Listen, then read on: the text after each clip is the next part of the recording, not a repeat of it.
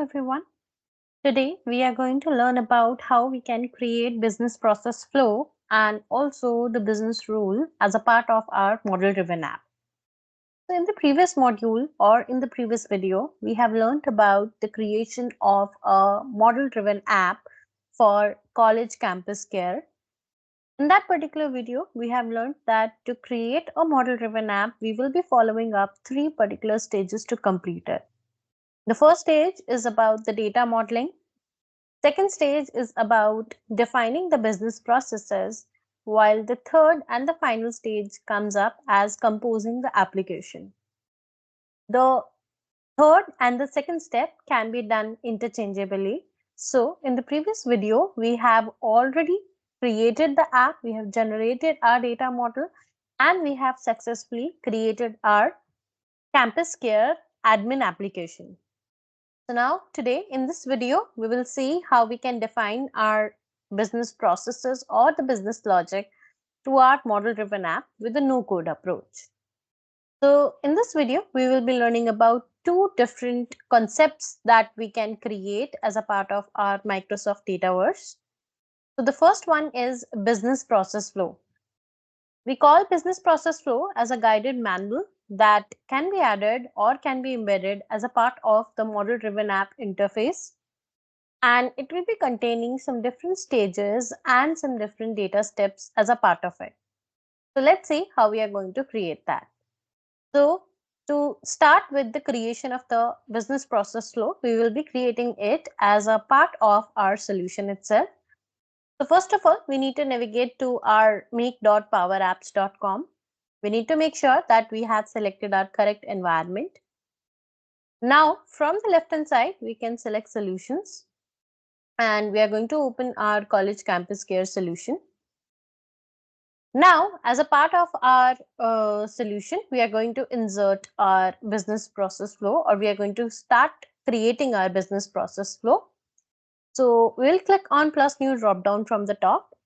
We can hover over automation, under which we'll have process. We can hover over that as well. And under process, we'll have this business process flow option available. So we can select that. The moment we are going to select it, it is going to give us this another window wherein we can provide the basic information for the new business process flow that we are about to create. So basically our agenda is we will be creating a 3 stages process that will appear on our, say, campus care or the issue details table. Basically, that process, or with the help of those 3 different stages, any app user will be able to follow up through the entire process that he or she needs to follow up to register the issue that they are facing up, and to also route that issue to a certain person in the organization so as to resolve it.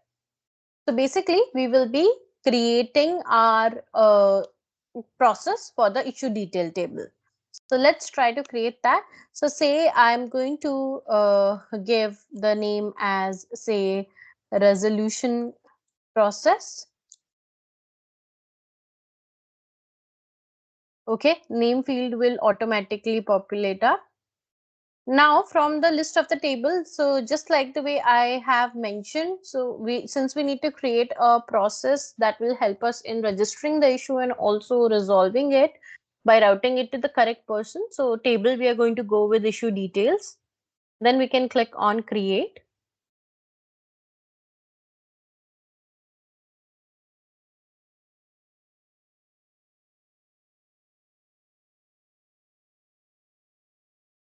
Once after we will click on create, it will open the process editor in a new tab.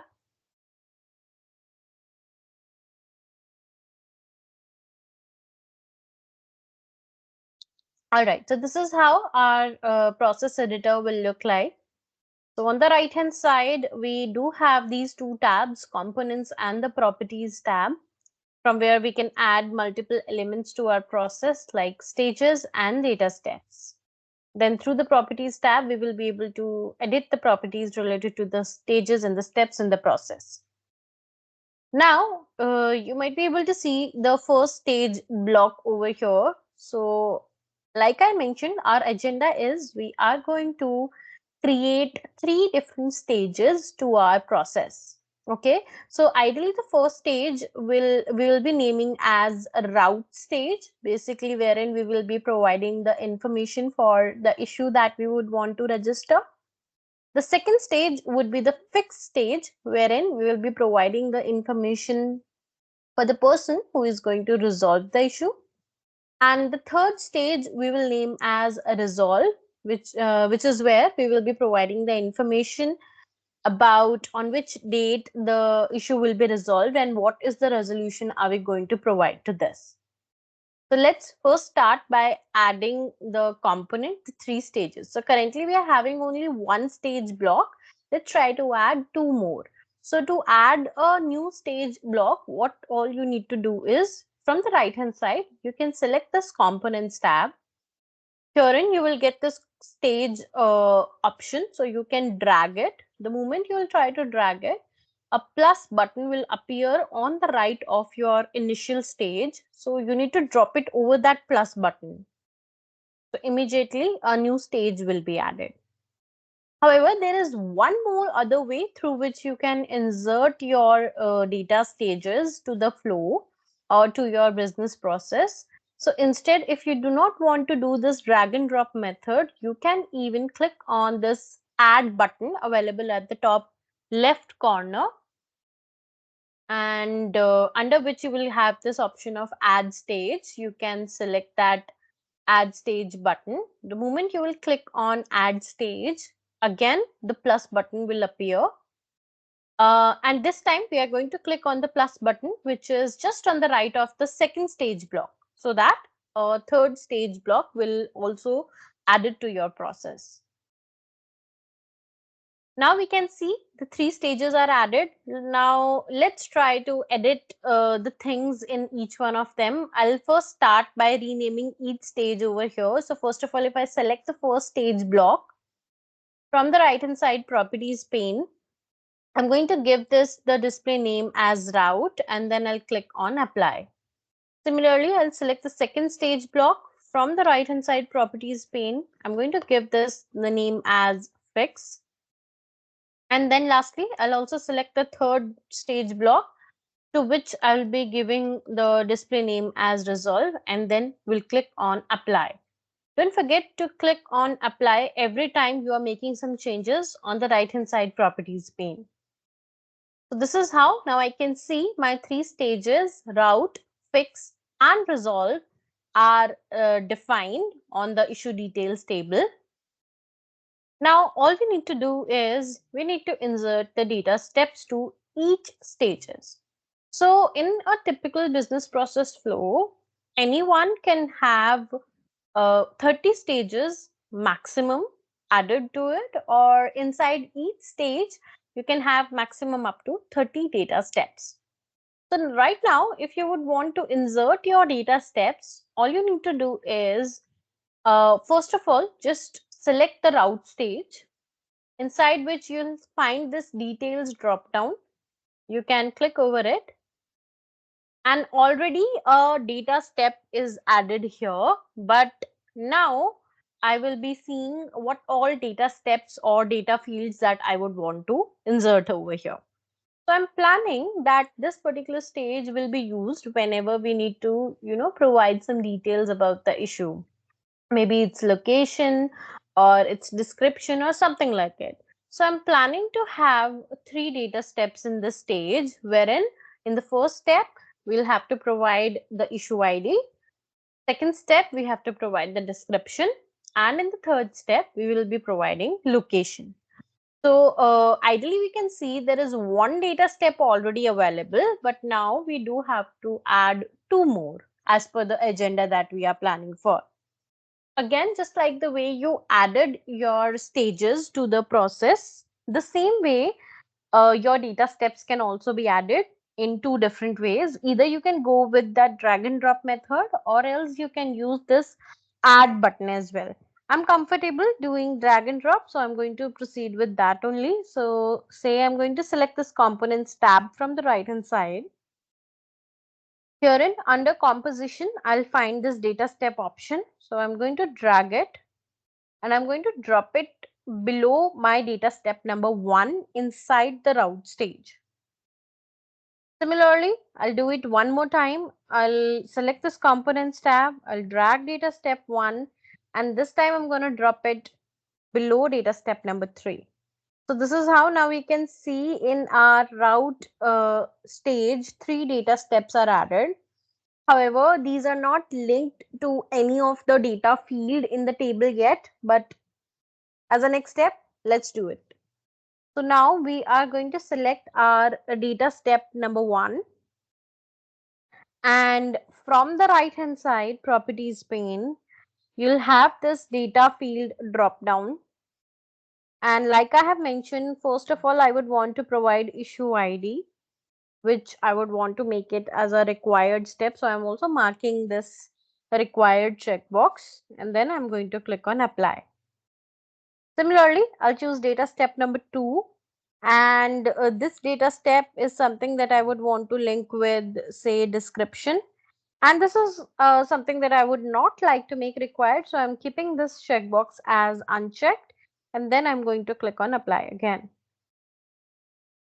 Similarly, moving to data step number 3, from the right hand side, this time for the data field, say I'm going to go with location, which again I would want to make it required, and then I'm going to click on apply. So this is how our route stage is ready with 3 of its data steps: issue ID, description, and location. Similarly, now let's move to the next stage, which is our fixed stage. So now we can select this fixed stage block. In this stage, I'm planning to have only a single data step that would be associated to the manager field, wherein we will be providing the information for the manager to whom this problem or issue will be allotted to. So we can now click on this details drop down to this fixed stage. Herein we already have a data step 1, so we don't really have to add new. So we can just directly select that data step number 1. Now from the right hand side properties pane, we are going to link it with the field, say, manager, and I'm going to make it a required one, and then I'm going to click on apply. So now my fix stage is also ready. Now let's move to the third and the final stage of the process, which is the resolve stage. And to this one, I would want to add 2 data steps, wherein we have to provide the information about the date on which the issue is going to resolve, and also what is the resolution are we providing to it. So if we will click on the details drop down for this resolve stage, we'll find a data step already available here. But since we need to have 2 data steps to this one, so I'm going to click on the components tab from the right hand side, and I'm going to drag a data step option from there, and we'll drop it over the data step number 1 inside the resolve stage. So that's how now 2 data steps are added as a part to this resolve stage. Now let's link them with some data fields. So first of all, I'm going to select my data step number 1, and from the right hand side properties pane, I'm going to link it with resolved on, and then I'm going to click on apply. Similarly, I'll choose my data step number 2, and I'm going to link it with the field as a resolution, and then I'm going to click on apply. So this is how now 2 of the data steps have been added to our resolve stage, or the third stage of the process. So now with this, we are good with creating the 3 stages business process flow for the issue details table. Now let's try to save it and activate it. So if we need to save it from the top, we can click on the save button.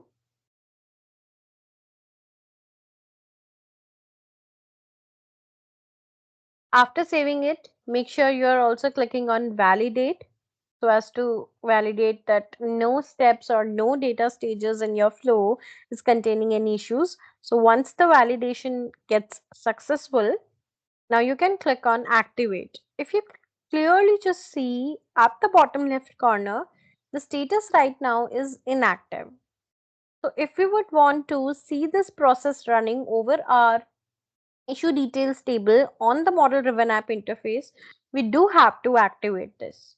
So once you click on activate, you might get this pop up to confirm the activation. You can click on activate once again.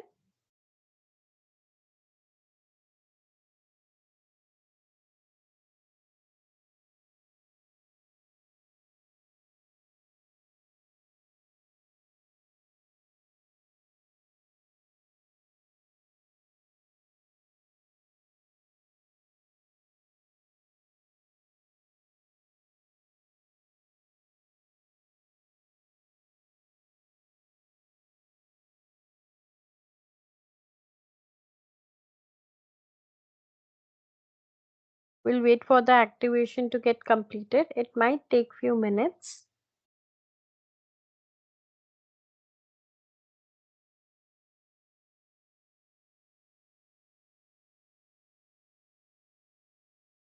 Okay, so after a minute, I can see now my process is activated. I can just see at the bottom left, the status is now showing up as active. So now once after this is activated, we are all set to close this and return back to our solution window. Though we are not going to test it yet, we will definitely test it once, and after we will see how we can create a business rule to the table as well. So as of now let's just go back to the solution wherein or we can close this process editor, returning to the previous tab. And herein you might see a pop-up which says currently creating business process, but for that you can click on done.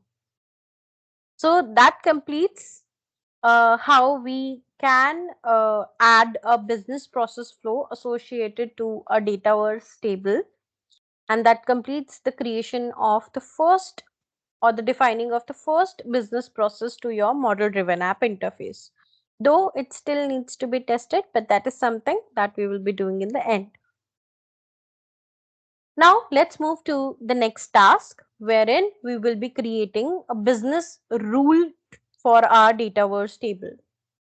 So just like the way you define a view or you define a form specific to a table, similarly, we do also define a business rule that will help us in defining the logic that we would want to apply at the data level rather than doing it at the app level.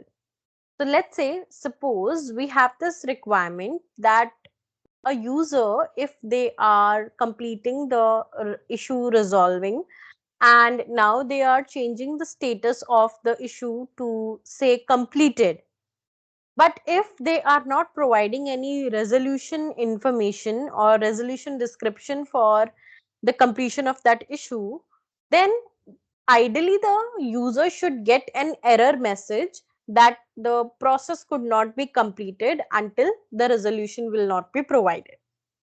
So if you would want to apply this kind of logic or the enhancement in the user experience over your model driven app interface, so that is something that we can achieve by creating a business rule.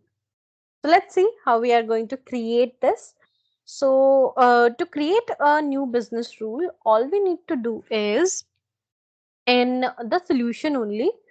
Now from the left hand side, we can select or expand tables, under which we will have issue details table. We can open the issue details table over here.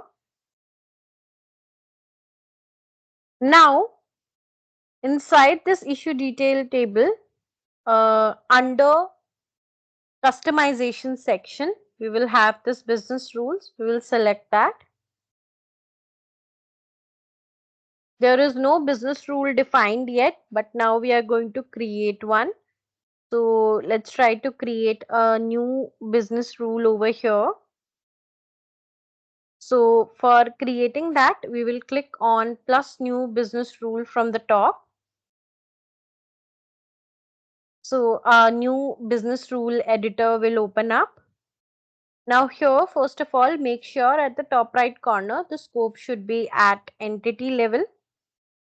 Now we can first of all start by renaming or giving a name to our business rule.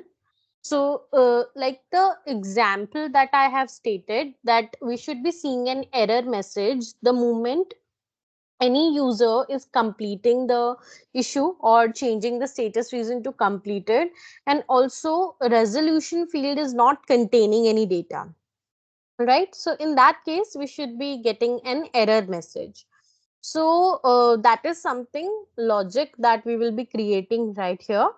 So first we'll start by renaming it. So from the top, we can click on this chevron icon or this drop down icon, from where we can give the business rule a name.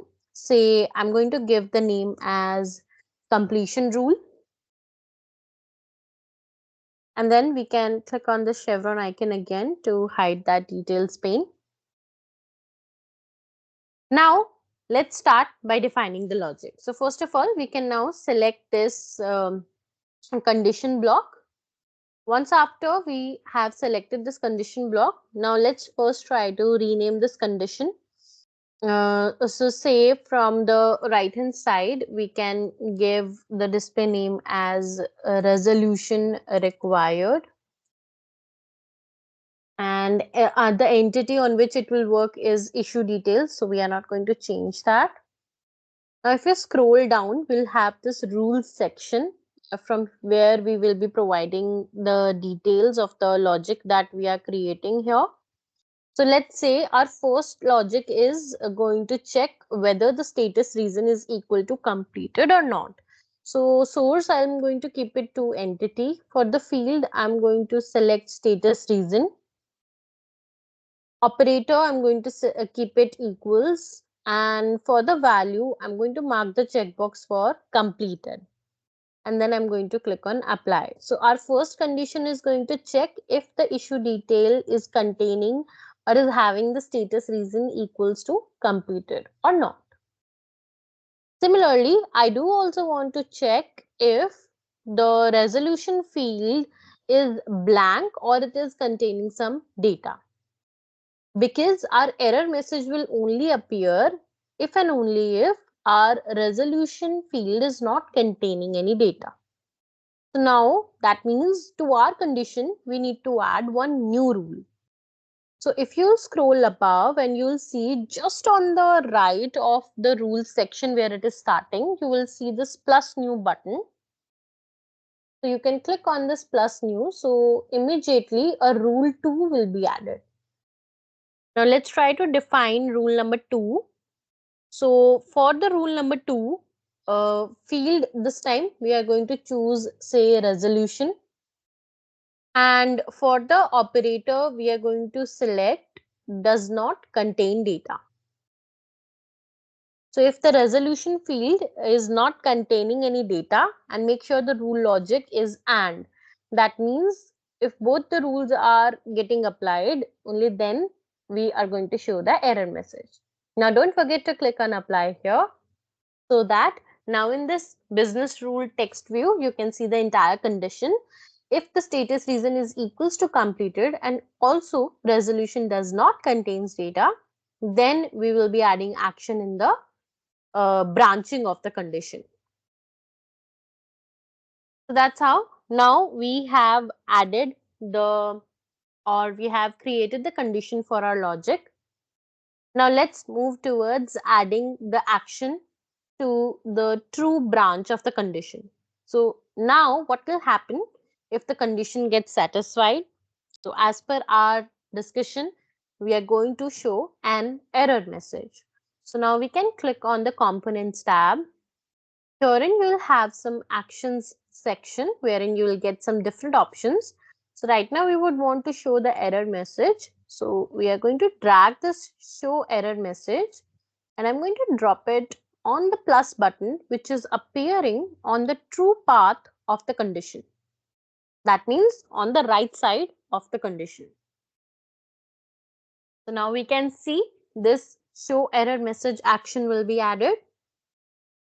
Now make sure you have still selected that action, and now from the right hand side, say we are going to give the display name as show error message.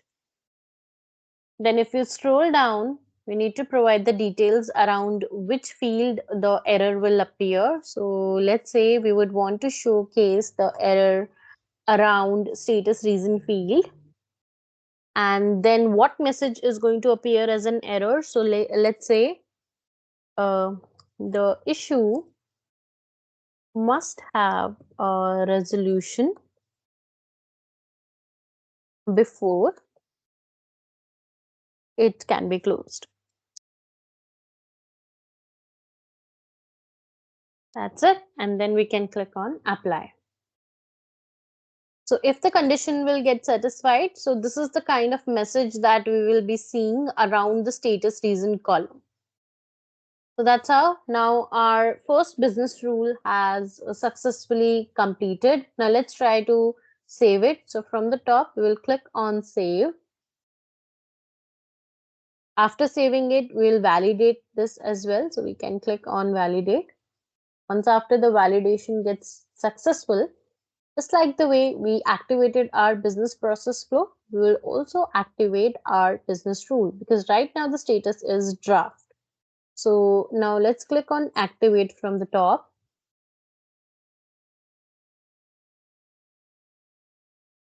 We'll confirm the activation by clicking on activate button once again. And soon after you will confirm it, after a few seconds, you will see now the status of your business rule will change to activated. So with this, our first business rule to our issue details table is now completed. Now let's close the process designer and return back to the solution window, wherein you will be able to see the pop-up. So you can click on done over there. And now at least one business rule will start to appear around inside your issue details table. Similarly, now let's try to create one more business rule to this table that will help us in specifying the business logic to the table. And this time, the things are going to be very simple. Now, if let's say suppose if our resolution is containing some data, so in that case, we would want to make our resolved on field as the mandatory field or the business required field. And if the resolution is not containing any data, so in that case, your resolved on field should remain an optional field to the table. So let's see how we are going to create that. Make sure you're still in the business rules section of your issue details table. And then we can click on plus new business rule so that a fresh new process editor will open up. Now, as usual, first of all, we'll make sure the scope should be entity. Next up, we'll start by giving it a name. So we can click on this drop down from the top, wherein we can give the name as, let's say, resolved on rule. And then we can click on this drop down again to hide the details. Now we can select the condition block. And from the right hand side properties pane, let's first of all give it a name. Say I'm going to give it a name resolved on required. And then if you scroll down to the rules section, say like as per our discussion, like I have mentioned already, that we would want to check if the resolution is containing data. So this time the field we are going to select as resolution. And for the operator, say we are going to select contains data. and then we will click on apply. So if resolution is actually containing anything or any text inside it, then in that case, we would want to make our resolved on field as a business required field. Okay. So now that our condition is ready, now next up, we need to add an action to it. So as usual, we can go to the components tab. If we scroll down in this actions section, you might find an action named as set business required. So now this is what I'm going to drag it. I'm going to drop it on the right side of my condition, from where I'll be able to set the business requirement level for the resolved on field to yes. So now we will select that, and now from the right hand side, say I'm going to give the name to this action as make required.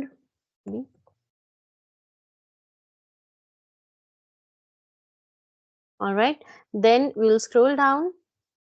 In this business required section, for the drop down, I'm choosing resolved on field, and for the other drop down, I'm choosing business required. So ideally, when this action will run, it'll set the it will make the resolved on field as the business required field, and then I'll click on apply.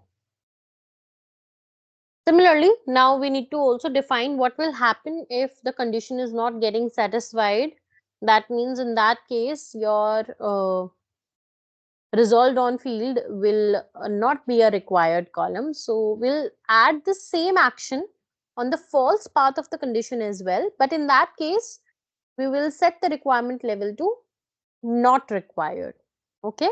So we'll repeat the process. We'll go to the components tab.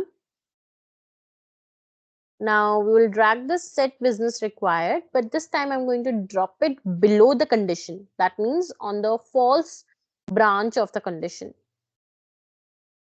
Now we'll make sure the other set business required action, the newly added action, is selected on the false part. And now from the right hand side, I am going to give the name as say make not required. Then in the business required section, again, I'm going to select the resolved on field, and I'll keep it the other drop down as not business required. And then I'll click on apply. So with this, now we have successfully created this other business rule as well. Now all we need to do is we'll click on save. We'll validate as well. And after validating, as usual, we'll click on activate. And then we'll confirm the activation by clicking on the activate button once again. So now this task is also completed. Now we can close this process editor, returning back to the solution where we can click on done. And now you will be able to see there are two business rules that are appearing to your issue details table. Now, the last thing that we'll be doing is we will be testing our business processes, basically the flow that we have created and also the rules that we have created. So that is something that we will be testing using our model driven app interface. But before that, let's try to publish all the customizations from the solution. So for that, from the objects pane, we can click on all. And now from the top, we can select publish all customizations.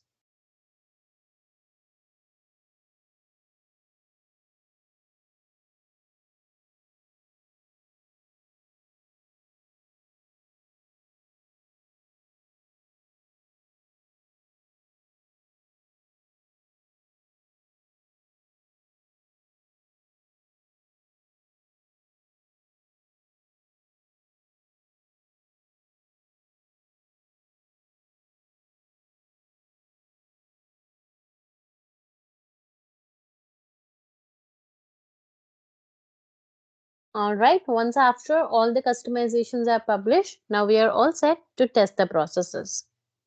Now, like I mentioned, we will be testing it using our model-driven app. So let's try to play our model-driven app. So I'm going to select this apps tab from the left.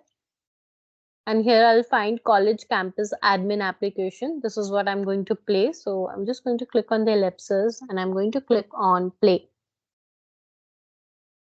So now here my app is loaded. Now I'm just going to see how we are going to test the process. So basically we created our business process flow and in the rule logic for the issue details table. So now let's try to test it by creating one new issue detail record. So we can click on the plus new button from the top. The moment we'll click on plus new, you will be able to see a process belt showing or being appearing at the top of your form. With the 3 stages in it, you have route, fix, and resolve. Okay, so now let's try to provide in some information here. Okay, before I proceed with that, I would just like to show you all one thing, that resolved on field is not a mandatory field or a business required field in the form yet. Okay, now let's proceed further and we'll see the changes. So let's first start with giving the name, say dark parking lot. Then some issue ID also I'm going to provide. Um, okay, it should number.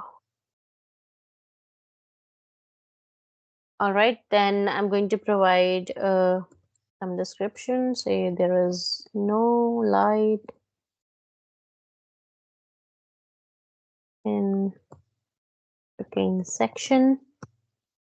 Then for the location, say I'm going to provide North End building.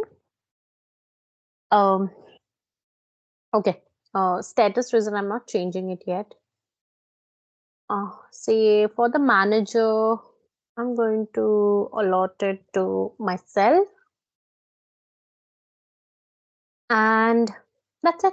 I'm going to click on save from the top. All right, now the moment I clicked on save, now I'm going to see that my resolved on is still not a business required field. Now let's proceed through this process. So I'm just going to click on the route stage. Herein, if you remember, we added 3 data steps: issue ID, description, and location. Since we already provided these 3 information from the form, so it all the information auto-populated here. That means our route stage is completed. So now we can click on next stage.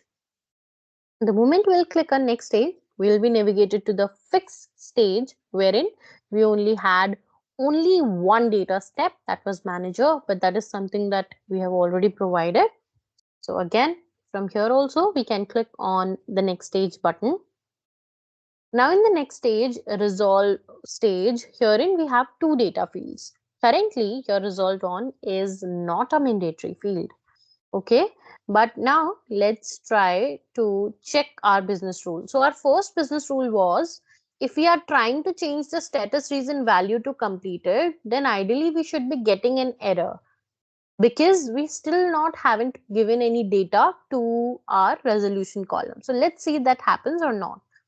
So say I'm changing my status reason to completed. The moment I change to completed, and since my resolution field was not containing any data, so exact moment I received an error saying the issue must have a resolution before it can be closed, right? So that is what our first rule, completion rule, was all about. Now let's say if we need to check what is our second business rule.